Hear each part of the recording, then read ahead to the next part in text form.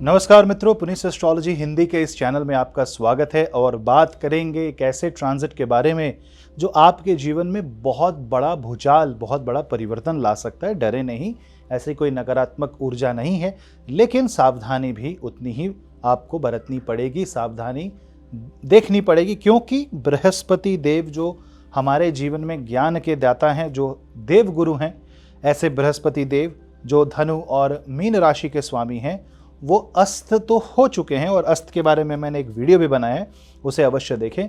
लेकिन अब वो एक रुद्र नक्षत्र में, ऐसे नक्षत्र में जाने वाले हैं जो एक राहु का नक्षत्र है। क्या होगा अगर बृहस्पति राहु के नक्षत्र में जाएंगे, किन लोगों पे इसका प्रभाव पड़ेगा और क्या करे ऐसे छोटे उपाय जिसमें गुरु और राहु में एक सामंजस्य की स्थिति उत्पन्न हो सके, एक बैलेंस, इक्विलिब्रियम, स्टेटस क्वो बन सके। क्योंकि यहाँ पे बृहस्पति देव आर्द्रा नक्षत्र में है जो राहु का नक्षत्र है, और राहु पूर्व भाद्रपद नक्षत्र में है जो गुरु का नक्षत्र है। यहाँ हो रहा है गुरु और राहु में नक्षत्र परिवर्तन योग, और उसके साथ साथ नव पंचम योग भी बन रहा है। यानी वायु तत्व राशि में गुरु और राहु आर्द्रा नक्षत्र में थंडरस्टॉर्म और साइक्लोन जैसी स्थिति उत्पन्न करते हैं। हमारे जीवन में इसका कैसा रहेगा प्रभाव, इसके बारे में जानते हैं। अंत तक वीडियो को अवश्य देखें, आपको बहुत से उपाय मिलेंगे। और चैनल को सब्सक्राइब करके वीडियो को शेयर अवश्य करें और अपने सुझाव, अपनी टिप्पणी कमेंट सेक्शन में अवश्य दें। और अगर आप कंसल्टेशन बुक करना चाहते हैं तो आप मुझे ईमेल कर सकते हैं या वेबसाइट के द्वारा बुक कर सकते हैं। और अगर आपको चाहिए एक ऐसी रिपोर्ट जो कुंडली के बारे में विस्तार में विवरण दे, साथ ही साथ आपके जीवन के अगले 20 सालों का एक छोटा सा स्नैपशॉट भी दे दे, पूरे दशा महादशा विभिन्न डिविजनल चार्ट्स के बारे में भी आपको बताए, और साथ ही साथ आपको सही मार्गदर्शन प्रोवाइड करे, रुद्राक्ष हो या जेमस्टोन उसमें क्या पहनना है क्या नहीं, वो भी है आपको अगर प्राप्त करना है तो हमारी सबसे डिटेल्ड 300 पन्नों से ज़्यादा की एक कुंडली PDF रिपोर्ट, जो सिस्टम जनरेटेड रिपोर्ट है, पर्सनलाइज्ड आपके लिए, वो आपके लिए अवेलेबल रहेगी। आप डिस्क्रिप्शन बॉक्स में जाके बुक कर सकते हैं। चलिए जानते हैं कि बृहस्पति देव आर्द्र नक्षत्र में क्या प्रभाव डालेंगे। जुपिटर नॉलेज के ग्रह हैं, सैजिटेरियस और पाइसेस के स्वामी हैं, और साथ ही साथ ऐसे ज्ञान वाले ग्रह का राहु नक्षत्र में जाना रिबेलियन, रिवोल्ट, आपके ज्ञान में परिवर्तन, इसको डायरेक्ट करता है, इसको बताता है। और साथ ही साथ ये भी इस ओर इशारा करता है कि माइंड में कुछ अलग सा प्रभाव पड़ेगा, आपके ज्ञान में एक आउट ऑफ द बॉक्स सोच आ जाएगी और आप चीज़ों को एक अलग पर्सपेक्टिव से देखेंगे, एक अलग पॉइंट ऑफ व्यू आ जाएगा, जिसको कहते हैं दृष्टिकोण, उसमें परिवर्तन आएगा। आर्द्रा एक ऐसा नक्षत्र है जो पूर्णतः मिथुन राशि में उपस्थित है।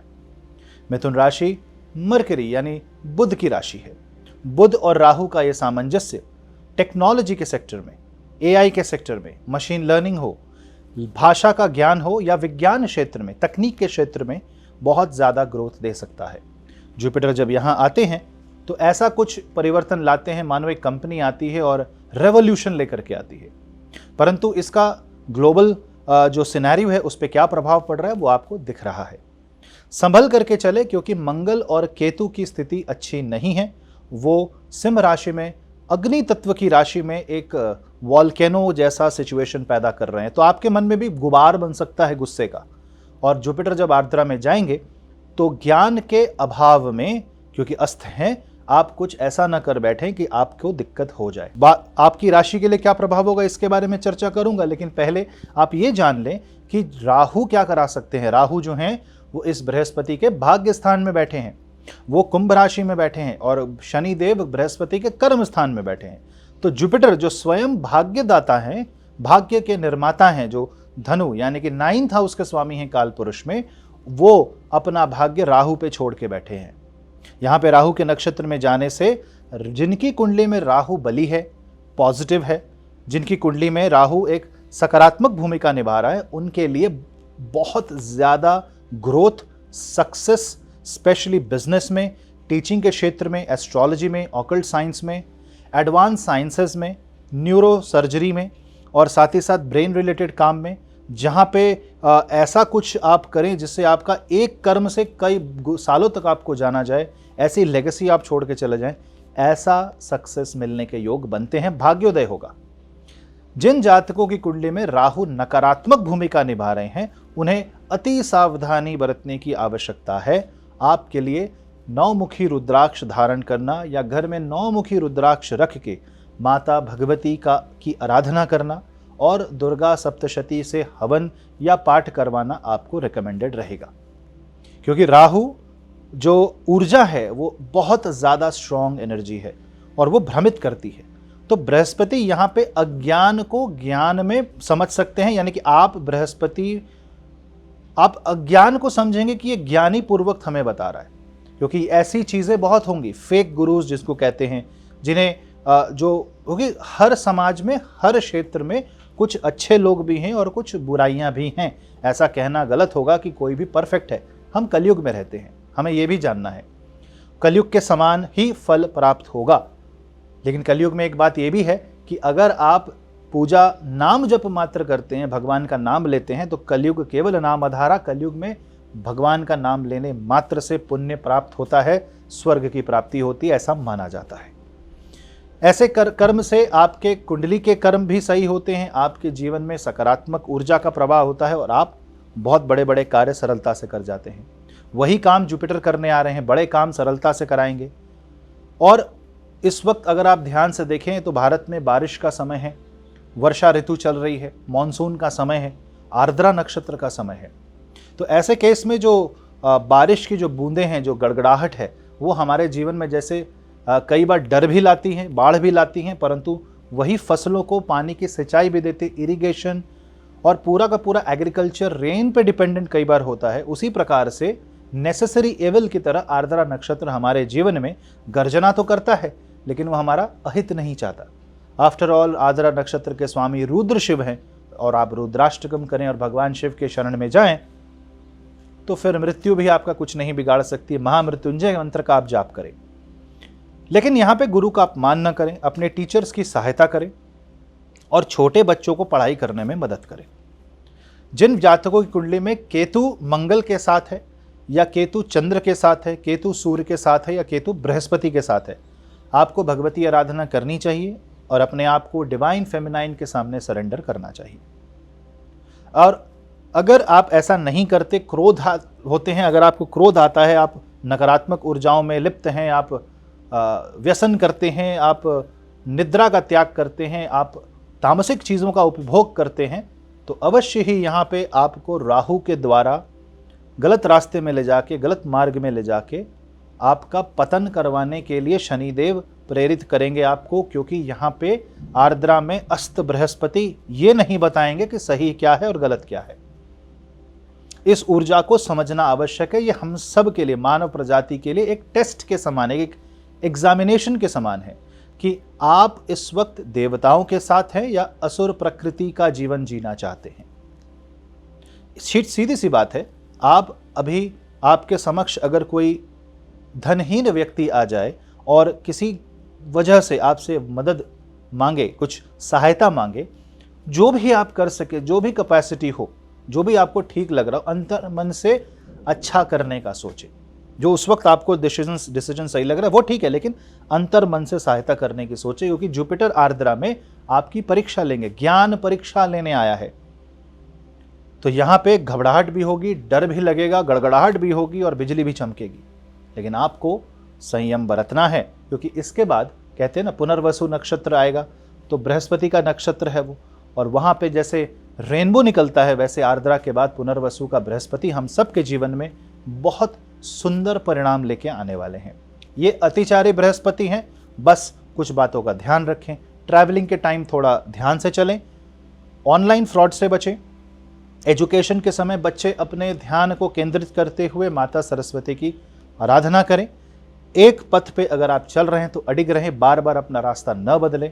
इनोवेशन के चक्कर में गलतियां न कर बैठें और कोई ऐसी चीज़ के ऊपर आप फोकस न करें जिसका तात्पर्य, जिसका संबंध नकारात्मक चीज़ों से हो।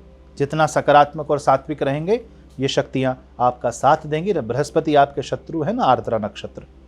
जिन जातकों का कोई भी ग्रह आर्द्रा नक्षत्र में है, आपका जन्म आर्द्रा में हुआ है, आपकी राहु अथवा बृहस्पति की महादशा चल रही है, तो ये समय आपके लिए बहुत बड़े ट्रांसफॉर्मेशन का है। चलिए जानते हैं आपकी राशि में कैसा रहेगा इसका प्रभाव। तो अगर आप मेष राशि के जातक हैं तो आर्द्रा नक्षत्र आपके भाइयों के साथ संबंधों में बदलाव और आपके पुरुषार्थ में बदलाव ला सकता है। बस घबरा के कोई डिसीजन ना लें। वृषभ राशि वाले जातकों के परिवार में पारिवारिक संबंधों में वैल्यू सिस्टम में चेंजेस आएगा। धन संबंधी इनसिक्योरिटीज से बचें और धन का संचय ज्यादा करें। मिथुन राशि वाले जातकों के जीवन में पर्सनालिटी डेवलपमेंट होगी। आपके विचार में, आपके एटीट्यूड में बदलाव आएगा, उसके बारे में अवश्य ध्यान रखें और संयम बरतें। कर्क राशि वाले जातकों के लिए 12वें भाव का जुपिटर आर्द्रा नक्षत्र में विदेश यात्रा से हानि पहुंचा सकते हैं।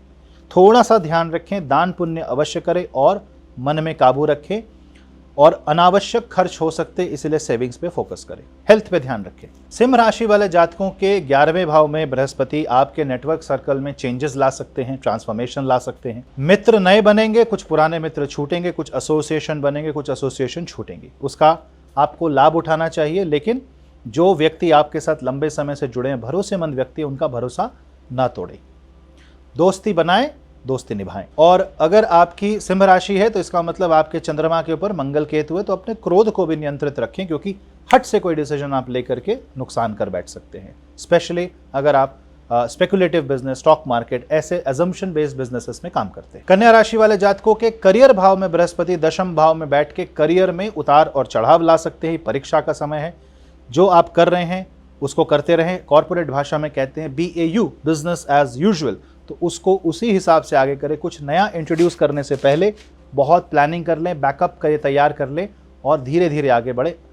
अचानक से कोई भी वेरिएबल इंट्रोड्यूस ना करें, अचानक से कोई बदलाव ना करें, अचानक से कोई करियर रिलेटेड चेंज का फैसला ना करें। हालांकि करियर रिलेटेड चेंजेस बहुत जल्द होने वाले हैं। तुला राशि वाले जातकों के 9वें भाव में बृहस्पति आर्द्रा नक्षत्र में भाग्य का परिवर्तन करेंगे, भाग्य में बदलाव लाएंगे। भाग्योदय हो सकता है, लेकिन भाग्य के भरोसे न बैठें। कर्म फलदाता शनिदेव आपके लिए 6ठे भाव में एक कर्म भूमि तैयार कर रहे हैं। जल्द ही जॉब भी लगेगा, सक्सेस भी मिलेगी, लेकिन आपको अपना परिश्रम दोगुना कर देना होगा। वृश्चिक राशि वाले जातकों के 8वें भाव में आर्द्रा के बृहस्पति एक बहुत बड़ा ट्रांसफॉर्मेशन लाने वाले हैं। आपके जीवन में बहुत कुछ बदल जाएगा और अचानक से। तो इन अचानक से होने वाले बदलाव के लिए आप तैयार रहें और अपने आप को रेडी रखें। कहते हैं ना, ब्रेस फॉर द इम्पैक्ट। ऐसे में ससुराल पक्ष के साथ संबंध बिगड़ सकते हैं। आपके लाइफ पार्टनर के फाइनेंसेस की वजह से घर में कुछ कठिनाई आ सकती है।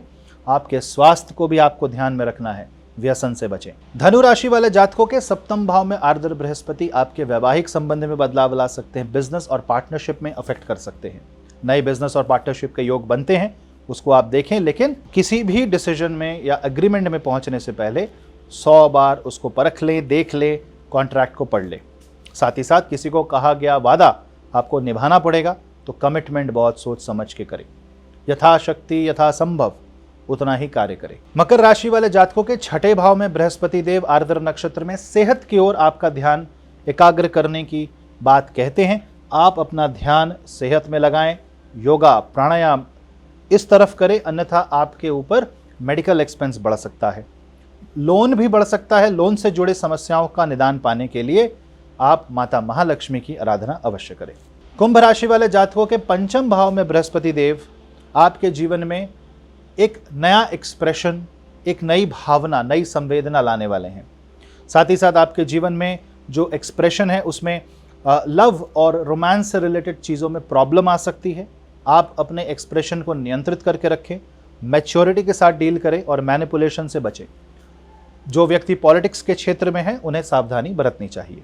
मीन राशि वाले जातकों के लिए आपके जीवन में एक बड़ा बदलाव आएगा। मीन राशि वाले जातकों के लिए अगर देखा जाए तो बृहस्पति देव 4थे भाव में फैमिली वैल्यूज़, कंफर्ट जोन को बदलने वाले हैं। अगर आप घर रेनोवेट करना चाहते हैं, आप अपने घर को बेचना चाहते हैं, घर से रिलेटेड, वाहन से रिलेटेड कोई परिवर्तन लाना चाहते हैं, तो वो अवश्य आ सकता है। बस आप इन्वेस्टमेंट सोच समझ के करें, बहुत ध्यान से करें, क्योंकि राहु 12वें भाव में आपको विदेश से आया हुआ धन दे सकते हैं और एक अजम्पशन ऑफ वेल्थ आ सकता है। तो थोड़ा संभल करके चलें, बाकी सब उत्तम रहेगा।